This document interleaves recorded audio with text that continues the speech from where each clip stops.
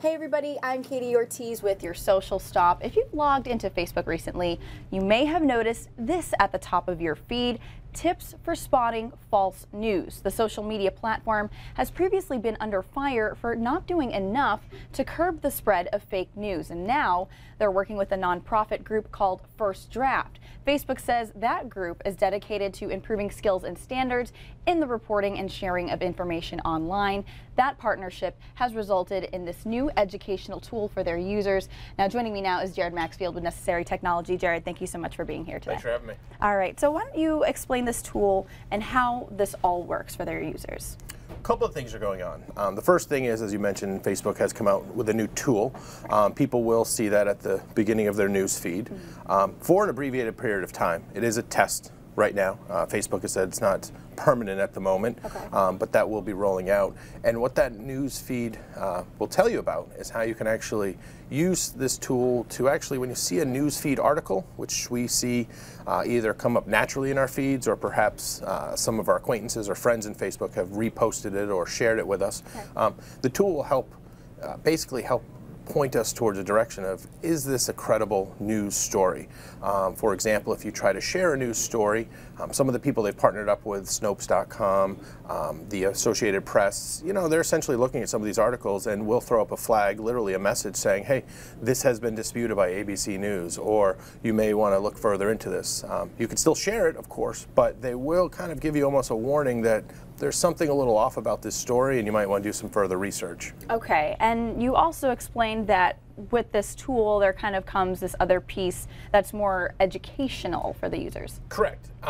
You know, a big part of it is there's never going to be a computer program or an algorithm that can feed out or filter out every fake news story or bad news story or even inaccurate news story. So really what they're doing is also teaching us just really some basic common sense when it comes to looking at a news story. Very simple things like actually read the news story. Anyone that reads the comments on Facebook, I know I love to read comments on news stories, it's clear that some people actually literally only read the headline and never actually read the story and feel fully comfortable, you know, sharing that.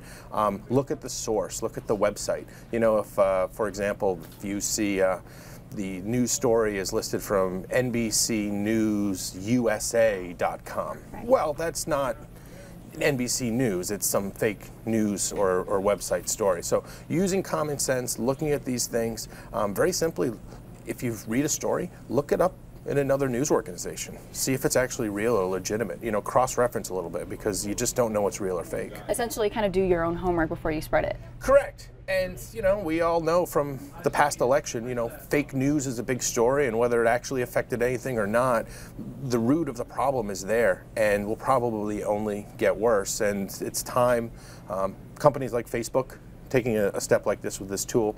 Google has recently removed different these news sites from their advertising feed, which essentially takes revenue from them, because a big argument that people make is, hey, Facebook and Google kind of have an interest in all this extra stuff because they're being paid to help propagate this stuff. So it's time for them to kind of take a step and help educate us as essentially news consumers, information consumers, and also use the technology available to them to help do this. Now, why is it for people to kind of identify what is real versus what is fake? I mean, obviously for me as a reporter, kind of have a better handle on what is legit or verified as true and as fact. But for the average user on Facebook, why is it so difficult to know what is not real? Well, and now you're getting into more opinion, but I mean, in my opinion, first of all, we all tend to gravitate towards the news stories that we want to see. You know, if you are pro-Democrat, that story is you're going to gravitate towards that. If you're pro-Republican or conservative, you're going to gravitate towards that. And these headlines are really designed to do that. You've heard the term probably clickbait. Yep. You know, clickbait is designed to sensationalize, make something sound over the top, and induce us to click on it. I always tell my customers it's like when you go to a restaurant and the waiter says, don't touch the plate, it's hot. Half of us immediately touch the plate. You know, it's just human nature, and that's what these guys are taking advantage of. They're taking advantage of the fact that you see something sensational, you see something over the top, and you want to click on it. But that right there should be, you know, a big stop sign, a red light. Hey, is this too good to be true, or something like that? And cross-reference it.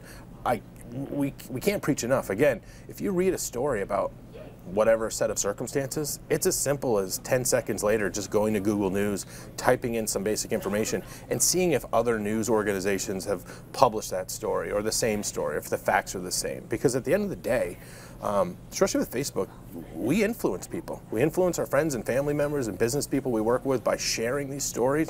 And essentially, and this is where I think people should really feel, you're kind of being used. You know, you're being used by these guys. You know, most of the people putting out these fake news stories are either doing it for propaganda or for profit. And when you then push that down the road, you're basically helping criminals make a buck. And also not doing good for our society, because we're just, you know, we're not learning facts. And in an information society, we should be learning facts, not fiction. And that's where Facebook comes in with this educational process that they're trying to do. Do you think what they're doing now is enough by trying to have their users make sure they see that the resources are there to kind of train themselves how to look for fake news? It's enough to start. You know, quite frankly, it's not that hard for them to use technology to filter some of these things out. There's been some stories of even kids in college coming up with quick algorithms and things that could be added on that would actually filter these things out at a better rate. You've got to remember, every time Facebook publishes one of these stories, they're getting paid. They went public a couple of years ago, and they were a $30, $40 stock when they came out. Now they're, you know, in the mid 100s.